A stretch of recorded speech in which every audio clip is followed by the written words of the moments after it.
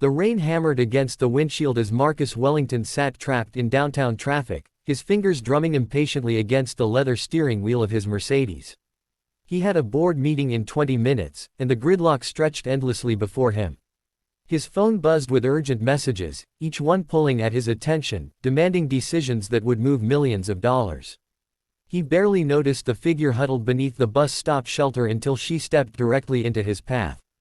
She couldn't have been more than 7 years old, her clothes soaked through, her small frame shivering violently in the November cold.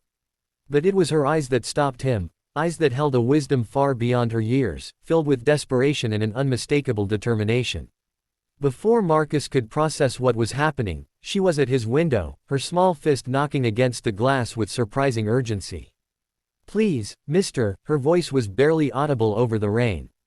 "Don't cry. Your daughter is alive." Marcus's blood turned to ice. The phone slipped from his hand, clattering against the center console.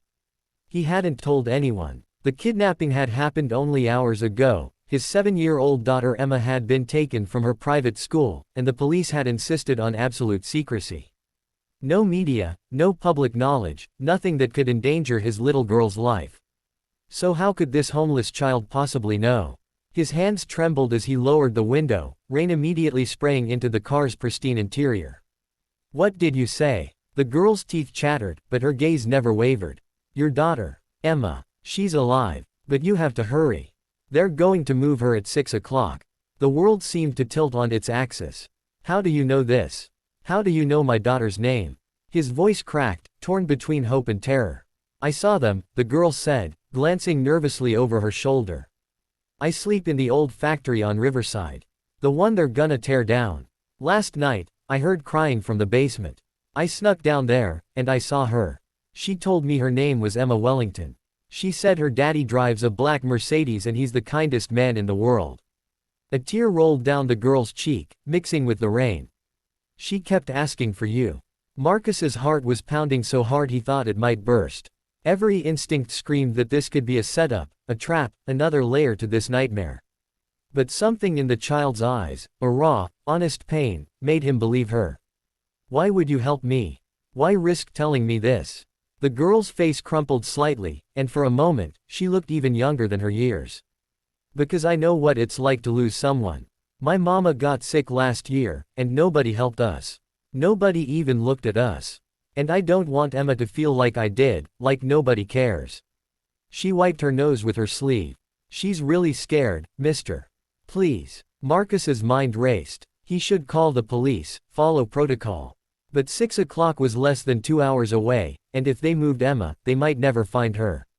He thought of his daughter's smile, the way she'd hug him every morning before school, her small voice saying, "I love you, Daddy," before bed each night. "Get in the car," he said, making a decision that terrified him. "You need to show me exactly where she is." The girl hesitated, looking at the luxurious interior with a mixture of awe and uncertainty. "I'm really wet. I don't care about the car.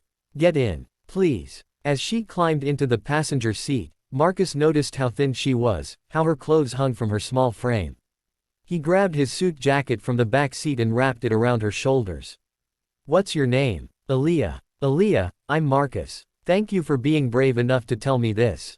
He pulled out his phone, his fingers hovering over the detective's number. "I have to call the police now. They need to know." The girl's eyes widened with fear.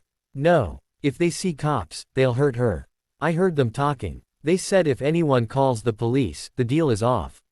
Marcus's stomach twisted, but he sent a quick text to his head of security, a former FBI agent he trusted with his life, giving him the address and telling him to come quiet and armed. Then he looked at Aaliyah. "Okay, we do this carefully. But you stay in the car when we get there, understand?" She nodded solemnly. The drive to Riverside took 17 agonizing minutes. The factory loomed before them, a skeletal structure of rust and broken windows. Marcus parked 2 blocks away, his heart threatening to explode from his chest. This could be the moment he saved his daughter's life, or the moment he lost her forever. "The basement entrance is around back," Aaliyah whispered. "There's only one man guarding her right now. The others left to get food." Marcus looked at this small, homeless girl who had risked everything to help a stranger. "Why are you really doing this, Aaliyah?" Her eyes glistened with fresh tears. Because Emma shared her lunch with me once. 3 months ago, outside her school. She was getting picked up by her nanny, and she saw me by the fence. She gave me half her sandwich and her whole cookie. She said everyone deserves kindness.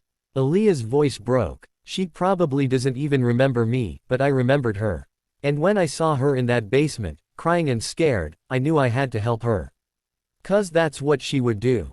In that moment, Marcus understood that he wasn't just receiving help from this child, he was witnessing pure, selfless humanity in its most beautiful form.